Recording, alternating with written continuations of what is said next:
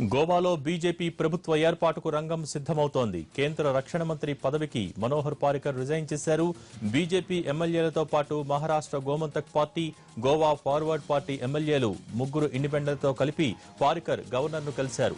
బీజేపీకి 13 మంది ఎమ్మెల్యేల బలం ఉండగా ముగ్గురు ఎంజీపీ, ముగ్గురు జీఎఫ్పీ, ముగ్గురు ఇండిపెండెంట్ల మద్దతుతో కాషాయ పార్టీ బలం 22కు చేరింది. 17 సీట్లతో అతిపెద్ద పార్టీగా అవతరించిన కాంగ్రెస్ సర్కారు ఏర్పాటులో మాత్రం విఫలమైంది.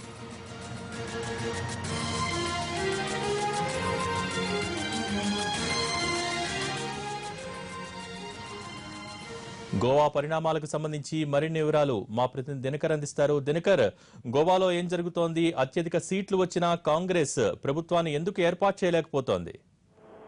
మొదట మనోహర్ పారికర్తో కూడినటువంటి బృందం అంతా కూడా ఇప్పుడు ప్రస్తుతం రాజ్భవన్ దగ్గర గవర్నర్ కలవడానికి, మృదులా సిన్హాను కలవడానికి వెళ్లారు. ఆయనతో పాటు కూడా కేంద్ర మంత్రి గడ్కరీ కూడా ఉన్నటువంటి పరిస్థితి ఇక్కడ నెలకొందని చెప్పవచ్చు. అయితే ముఖ్యంగా మంగళవారం ఆయన ప్రమాణ స్వీకారం చేసే అవకాశం ఉంది. కాసేపటి కిందటే రక్షణ శాఖ మంత్రిగా పదవికి రాజీనామా చేసినటువంటి పారికర్ తన దగ్గర ఉన్నటువంటి ఎమ్మెల్యేల మద్దతును తీసుకున్నటువంటి లెటర్ తో పాటు మృదులా సిన్హాను గవర్నర్ ని కలవడం జరిగింది. అయితే ఈ రోజు ఉదయం నుంచి కీలకమైనటువంటి పరిణామాలు జరిగాయి. అందులో భాగంగానే ఎవరైతే గెలిచారో అంటే ఇండిపెండెంట్ ఎమ్మెల్యేలు కావచ్చు, ప్రాంతీయ పార్టీలు కావచ్చు, అలాగే ఎన్సీపీకి సంబంధించినటువంటి ఒక ఎమ్మెల్యే కావచ్చు, ఈ ఎమ్మెల్యేల అందరి మద్దతు కూడా తన వైపే ఉందని, మొత్తం 22 మంది ఎమ్మెల్యేల మద్దతు తనకుంది కనుక ప్రభుత్వాన్ని ఏర్పాటు చేసే అవకాశాన్ని తనకు ఇవ్వాలని చెప్పి కూడా గవర్నర్ మృదులా సిన్హాను కోరడానికి బీజేపీ బృందానికి సంబంధించినటువంటి నేతలంతా కూడా రాజ్భవన్ కు రావడం జరిగింది. అందులో భాగంగానే మరి కాసేపట్లో వీళ్ళంతా గవర్నర్ కలిసిన తర్వాత తమకున్నటువంటి మద్దతును కూడా గవర్నర్ కి ఎక్స్ప్లెయిన్ చేసిన తర్వాత కామన్ గా ఒక ప్రెస్ మీట్ కూడా పెట్టే అవకాశం ఉంది. అయితే ఇప్పటి వరకు మనకు అందిన సమాచారం వరకు అయితే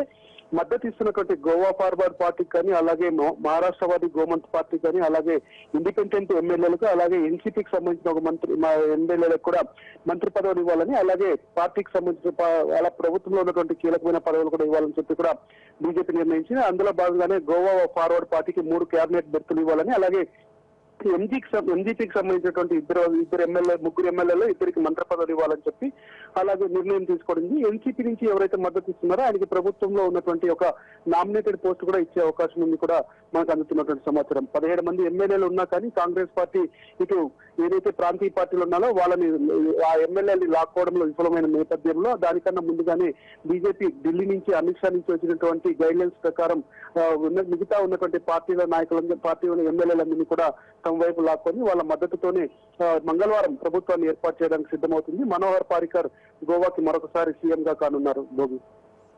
థ్యాంక్ యూ దినకర్.